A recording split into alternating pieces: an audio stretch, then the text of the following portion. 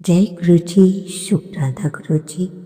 प्यारी सी संगत को जय गुरु जी। संगत जी फिर से अब आपके सामने सत्संग लेके आए। आशा है आप उसे ध्यानपूर्वक सुनेंगे। जो सत्संग सुनता है सुनाता है उन सबके घर में सुख समृद्धि होती है। और आप भी समय निकालकर रोज गुरु जी का शुक्राना सत्संग सुनो और करो भी अगर आपसे हो सकता है। संगत जी, गुरु जी का मैसेज है, अगर आप एक अच्छी और सुंदर लाइफ जीने का तरीका जानते हैं तो मैं बताता हूँ। मन में किसी द्वारा पाप, क्रोध और जलसी मत रखो। मन में अपने कभी भी किसी के प्रति क्या क्या नहीं रखना चाहिए? पाप, क्रोध और जेलसी। किसी के बारे में उल्टा सीधा मत कहो और ना बोलो। किसी को जज करने से के हकदार तुम नहीं हो। भगवान को ढूंढ रहे हो तो फूलों, पेड़ों और जानवरों और वातावरण की सेवा करो। बेकार की बात छोड़ो और ध्यान लगाओ भक्ति में। लाइफ बहुत सुंदर और खुशहाल हो जाएगी। शुक्राना करो हर नया दिन देखने के लिए खाना खाते वक्त, क्योंकि जो तुम्हारे पास है कई लोगों के पास वो भी नहीं है। वो भूखे ही सो जाते हैं। कहिए जय गुरु जी। शुक्राना मंत्र जाप के साथ शुक्राना सत्संग बोलते हैं। ओम नमः शिवाय। शिव जी सदा सहाय। ओम नमः शिवाय। गुरु जी सदा सहाय। जय गुरु जी। शुक्राना गुरु जी। इससे पहले जो गुरु जी के चरणों में लाइक, सब्सक्राइब समर्पित करे, उसके घर में सुख समृद्धि की कभी कमी ना करें हमारे प्यारे गुरु जी। उन्हें भरपूर दे गुरु महाराज, उनकी हर इच्छा को पूर्ण करें। संगत जी, ध्यान से सुनना। क्या सुनाने वाले हैं? जो मैं सुनाऊंगी उससे आपको बहुत प्रेरणा मिलेगी। तो सुनिए। मरने से पहले एक व्यक्ति ने अपने बेटे को चांदी से भरे सिक्कों का थैला दिया और कहा, जब भी ये सिक्के खत्म होने लगे बस तू इन 4 शब्दों का प्रार्थना किया कर। 4 शब्दों से थैला फिर से भर जाएगा। ये शब्द उससे कहे और उसके पिता ने हमेशा के लिए आंखें मूंद ली। पिता उन सिक्कों को पाकर बहुत खुश हुआ जो बरसों तक उसने सिक्कों का खर्च करता रहा। जीवन की चकाचौंध ऐशो आराम में इतना डूब गया कि उसे अपने पिता के कहे हुए 4 शब्द भी याद नहीं रहे। उसे लगा कि उसे खजाना जो मिला है कभी खत्म नहीं होगा। परंतु धीरे धीरे थैला खत्म होने लगा। अब बेटे को घबराहट हुई। उसने दिमाग पर जोर डाला और उसने याद करने की भी बहुत कोशिश की, पर वो शब्द उसके दिमाग से फिसल गए। जरा भी याद नहीं थे। वो पागलों की तरह लोगों से पूछने लगा। पहले पड़ोसी से पूछता है, ऐसी कोई प्रार्थना जानते हो जिसमें 4 शब्द है? पड़ोसी ने कहा, हाँ हाँ, 4 शब्दों की प्रार्थना मुझे पता है। ईश्वर मेरी मदद करो। और मुझे पता है वो सिक्के नहीं बढ़े तो बहुत दुखी हुआ। फिर उसके बाद एक धर्म गुरु से मिला उसने कहा 4 शब्द की प्रार्थना बताओ कि ईश्वर तुम कितने महान हो। फिर उसने ऐसा ही किया, सिक्कों को बोला, परंतु कोई भी एक भी पैसा कुछ नहीं मिला। तो उसे एक नेताजी मिले, उन्होंने उससे मजाक में ही कहा ईश्वर को वोट दो, परंतु कुछ नहीं बदला। वो निराश होकर अपने घर की दहलीज पर बैठ गया। तभी एक भूखा भिखारी उसके द्वार पे आया। लड़के के पास जाकर लड़के के पास खुद भी बहुत कम खाना बचा था, तो बस सोचने लगा कि भिखारी पर उसने अपना जो बचा हुआ खाना था उस भिखारी को दे दिया। भोजन करने के बाद भिखारी की आंखों में चमक आ गई। उसने तृप्त होकर बर्तन लौटाया, हाथ जोड़कर कहा, हे ईश्वर तुम्हारा धन्यवाद। लड़का चौंक उठा। ये वही 4 शब्द चिर परिचित शब्द से है। तो यही दोहराने लगा, शुक्र किया, हे ईश्वर तुम्हारा धन्यवाद। देखते ही देखते उसका थैला चांदी के सिक्कों से लबालब भर गया। और तब तक वो समझ पाया याद आई, यही ईश्वर तुम्हारा धन्यवाद, यही सबसे बड़ी प्रार्थना है। संगत जी ध्यान से सुनना, गुरु जी क्या कह रहे हैं। साझेदारी करो तो किसी के दर्द की करो, क्योंकि खुशियों के तो दावेदार बहुत है सारी उम्र। बस एक ही सबक याद रखना, दोस्ती और दुआ में बस नियत साफ रखना। देखो संगत जी, कितनी बड़ी बात हमें गुरुजी ने सिखाई कि साझेदारी करनी है तो किसी के दर्द की करो, किसी का भला करो, किसी के बच्चों को पढ़ा दो। अगर तुम्हारे पास बहुत पैसा है जो नहीं कर सकते, ऐसे बच्चों पे मदद करो तो खुद ब खुद आपको ब्लेसिंग्स मिलती रहेंगी उस व्यक्ति की। जिस व्यक्ति की आप मदद करते हैं वो आपका हमेशा ऋणी भी रहेगा। तो संगत जी, हमेशा हमें ये याद रखना है, दोस्ती और दुआ में नियत साफ रखनी है। संगत जी, एक बहुत ही इम्पोर्टेंट जानकारी देने जा रहे हैं। शादी के बाद बेटियों को 6 चीज़ें भूल कर भी नहीं देनी चाहिए। शादी के बाद बेटियों को अपने कुल देवी देवताओं का प्रसाद नहीं देना चाहिए। बेटियों को झाड़ू, सूप, छन्ना, छलनी कभी न दें। सुई, धागा, माचिस, कैंची जैसे नुकीली चीज़ भी न दें। बेटियों को अपने घर से खट्टी चीज़ भी मत दें, जैसे अचार वगैरह, लाल मिर्च या तीखी चीज़ भी न दें।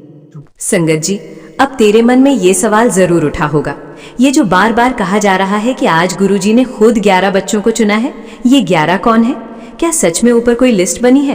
क्या कोई गिनती चल रही है, या बस यूं ही नंबर बोल दिया गया है ताकि अच्छा लगे? समझ ले मेरे बच्चे, गुरुजी के दरबार में रोज लाखों की पुकार पहुंचती है, पर हर पुकार का वजन एक जैसा नहीं होता। कोई बस आदत से नाम लेता है, जय गुरुजी, और फिर अपनी ही चाल चल पड़ता है। कोई हल्की टेंशन में थोड़ा सा अरदास कर देता है कि एग्जाम पास करा दो, प्रमोशन दिला दो, और भूल जाता है। और कोई होता है जो सचमुच पूरी रूह से पूरी रातें जाग कर अपने बच्चे का नाम लेकर रोता है कि अब मैं नहीं संभाल रही, अब आप ही पकड़ लो। आज के इस महासंदेश में जो 11 बच्चे बोले गए हैं वो वही केस है, जिनके बारे में उनके माँ बाप की पुकार इस लेवल तक पहुंच चुकी है कि अब उस पर रुकने की नहीं, टर्निंग पॉइंट की मुहर लग चुकी है। इन 11 में से कोई वो बेटा हो सकता है जो सालों से गलत संगत में फंसा हुआ है और उसकी माँ ने ना जाने कितनी रातें खिड़की पर खड़े खड़े दरवाजा खुलने की आहट सुनते हुए काटी हैं। कोई दूसरा वो होगा जो पढ़ाई में बार बार गिर रहा है, हर एग्जाम के बाद उसके चेहरे पर शर्म और माँ की आंखों में टूटती हुई उम्मीद।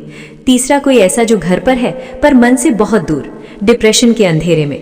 और पिता हर महीने बैंक बैलेंस देखते हुए सोचता है कि मैं इसके लिए कुछ और कर भी क्या सकता हूँ। कोई बच्चा जॉब में बार बार रिजेक्ट हो रहा है, कोई शादी जिंदगी की उलझनों में पूरी तरह खो गया है, कोई एडिक्शन या मोबाइल की गिरफ्त में है, कोई एमलेस घूम रहा है और घर वालों का भरोसा ऑलमोस्ट खत्म हो चुका है। ये 11 अलग अलग कहानियां हैं, पर इन सब की माँ बाप में एक बात कॉमन है, इन्होंने अपने बच्चे के लिए पुकार में कोई कसर नहीं छोड़ी। गुरुजी के लिए ये 11 का मतलब है आज के दिन मैं इन केसेस को प्रायोरिटी पर ले रहा हूँ। जैसे किसी हॉस्पिटल में सब पेशेंट इंपॉर्टेंट होते हैं पर कुछ क्रिटिकल केसेस होते हैं जिन्हें तुरंत आईसीयू में लिया जाता है, वैसे ही आज के इस पल में 11 केस फाइल्स अलग रखी गई हैं। वो बच्चे जिनके माँ बाप अपने लेवल पर ऑलमोस्ट सब कोशिशें कर चुके और अब सच में ऊपर वाले के लेवल पर मूव जरूरी है। ये बात न डराने के लिए बोली गई है, न अलग करने के लिए, ये समझाने के लिए है कि कभी कभी ऊपर भी रिटर्न होता है। अब इस बच्चे का टर्न है। अब ये मत पूछ के मैं क्यों ये सत्संग सुन रहा हूँ। लाखों लोग हैं, करोड़ों फोन हैं, सबके पास इंटरनेट है, पर ये एग्जैक्ट शब्द इस समय तेरे कान तक पहुंचे हैं। ये खुद में संकेत है। इसका मतलब ये नहीं कि बाकियों पर कृपा नहीं, इसका मतलब ये है कि तेरे केस पर आज ज्यादा जूम लगा है, जैसे ऊपर से तेजी से फोकस किया जा रहा हो और बोला जा रहा हो, देख पुत्र, आज हमने 11 चूजन किए हैं। तू ये मैसेज सुन पा रहा है, इसका मतलब है कि तेरे घर की फाइल भी आज उसी टेबल पर रखी हो सकती है। ये 11 हॉरोस्कोप जन्म तारीख, कास्ट या धर्म से नहीं चुने जाते। इन्हें चुनने का काम कहीं ना कहीं तूने ही किया है, अपनी लगातार दुआओं से, आंसुओं से, अपने बच्चे के नाम पर की गई सच्ची प्रार्थनाओं से। जो माँ बाप बस लोगों को दोष देते रहे कि सास की वजह से, सोसाइटी की वजह से, गवर्नमेंट की वजह से, पर कभी सच में गुरुजी के आगे गिरकर नहीं बोले अब मैं सरेंडर करती हूँ, उनकी फाइल अभी वेटिंग में है। जो माँ बाप अंदर से मान चुके हैं कि कुछ बदलेगा ही नहीं, उनके केस पर भी वर्क स्लो है। पर जिन्होंने रोते हुए भी ये कहा कि मैं हार मानने नहीं आई, मैं आपके चरणों में छोड़ने आई हूँ, आज का 11 उनके लिए सिंबल है। अब तुझे ये जानने के लिए कोई मैजिकल टेस्ट नहीं करना कि क्या मेरा बच्चा उन्हीं 11 में से है। बस पिछले कुछ हफ्तों महीनों की अपनी हालत याद कर। क्या तेरे अंदर अपने बच्चे के लिए बेचैनी पहले से ज्यादा बढ़ गई है? क्या तू नॉर्मल से ज्यादा बार नाम जपने लगी है, ज्यादा बार गुरुजी से डायरेक्ट बात करने लगी है? क्या तूने खुद से ये लाइन बोली कि अब मेरी नहीं, सिर्फ गुरुजी की चल सकती है इसके ऊपर? क्या कभी कोई रैंडम वीडियो, मैसेज, सपना, तितली, कबूतर, छोटी सी बात तुझे डायरेक्ट सिग्नल जैसे लगी, जैसे ऊपर से कोई मुझे देख रहा है? अगर दिल में हाँ आ रही है तो इसे हल्के में मत ले। यही वाइब्रेशन किसी केस फाइल को ऊपर की टेबल तक धकेल देती है। इन 11 का ये भी मतलब नहीं कि बाकी रिजेक्ट है। 11 यहाँ सिंबल है, सिलेक्टेड, स्पेशल अटेंशन वाले मामलों का। आज तू ये संदेश सुन रहा है, ये खुद एक ऑफर है कि तू कॉन्शियसली इस सर्कल के अंदर कदम रख। जैसे गुरुजी तुझसे पूछ रही हूँ, आज मैं 11 के दाखिल कर रहा हूँ, क्या तू अपने बच्चे का केस मेरे हवाले पूरा का पूरा करता है या आधा मुझ पर और आधा अपने डर पर छोड़ना चाहता है? अगर तू ये सत्संग सुनकर अंदर से साफ हाँ बोल दे, हाँ गुरुजी, अगर ये 11 का आह्वान है, मैं अपने बच्चे का कंट्रोल आपके चरणों में रखती हूँ, अपनी ईगो, शिकायत, कंपेयर थोड़े थोड़े छोड़ूंगी, आप उसके आने वाले साल को अपने हिसाब से लिखो, तो समझ ले तेरे बच्चे की स्क्रिप्ट में नया पेज खुल चुका है। सोच, अगर आज तूने इस बुलावे को स्वाइप कर दिया होता, बीच में बंद कर दिया होता, तो तू भी उसी भीड़ में खड़ी रहती जो हर साल बस कहती है कुछ बदलता ही नहीं। बाद में जब किसी और का बच्चा बदलता, संभलता, ग्रो करता दिखता, तेरे मन में हल्की से चुभन होती, शायद मेरे पास भी कोई ऐसा दिन आया था जिसे मैंने पहचान ही नहीं पाया। आज वही दिन है, इसलिए टॉपिक में इतने जोर से कहा गया, सच्चा सत्संग मिस किया तो जीवन भर पछतावा रहेगा। पछतावा इसलिए नहीं कि गुरुजी ने कुछ नहीं किया, पछतावा इसलिए कि जब उन्होंने हाथ बढ़ाया था तब हमने खुद अपना हाथ पीछे खींच लिया था। अब 11 से डर मत, इसे चांस की तरह देख। तू चाहे तो आज भी कह सकती है अच्छा लगा, देखेंगे बाद में, और व्हील वहीं घूमता रहेगा। तू चाहे तो आज दिल में अपने बच्चे का नाम लेकर बोल सकती है, गुरुजी, अगर इन 11 में जगह है, मैं अपने बच्चे के लिए क्लेम करती हूँ, मैं अपना काम करूंगी, आप अपना कीजिए। और फिर आने वाले हफ्तों में उसकी जिंदगी में जो छोटी छोटी हलचलें दिखेंगी, कहीं रिस्पॉन्सिबिलिटी की बात, कहीं कोई सही फ्रेंड, कहीं अचानक दिखाई देने वाला मौका, वो तेरे लिए प्रूफ होगा कि तेरे बच्चे की फाइल आज की सिलेक्टेड लिस्ट में सच में रखी गई थी। आज का सत्संग एक ऐसी बेटी का है जिसमें हम अपने आप को कहीं न कहीं देख सकते हैं। मान लो उसका नाम नेहा मान लेते हैं, पर ये नेहा कोई एक नहीं, आज के समय की वो हर स्त्री, हर वो इंसान है जो दिल से बहुत कुछ चाहता है, मेहनत भी करता है, पर अपने मन की दीवारों में फंसा हुआ महसूस करता है। नेहा की उम्र 32-33 साल के आसपास की, शादीशुदा, एक छोटा सा बच्चा, घर परिवार की सारी जिम्मेदारी उसके कंधों पर। पढ़ाई उसने अच्छी की थी, पहले जॉब भी की थी, पर शादी, बच्चा, ससुराल, हेल्थ टेंशन, इन सब के बीच उसका कैरियर बार बार छूटता चला गया। हर साल वो 31 दिसंबर को रात सोचती कि अगले साल कुछ करेगी, फिर से वहीं खड़ी होंगी। साल शुरू होते ही वह पुरानी दिनचर्या, वही डर, वही डाउट। अब मेरी भी उम्र निकल गई, अब मार्केट बदल चुका है, अब कौन मौका देगा। उसके आसपास के लोग भी प्रैक्टिकल बातें बोलते थे। घर संभाल, ये बहुत है, सबकी किस्मत अलग होती है, पर बच्चे पर ध्यान दे, ये जॉब वगैरह छोड़ दे। ये सब बात सुनकर उसने अपने मन की आवाज़ सुनकर उसके अंदर से दो बातें गहरी बैठ चुकी थी। मैं बहुत पीछे रह गई और गुरुजी मेरे लिए बहुत कुछ बड़ा लिखा ही नहीं है।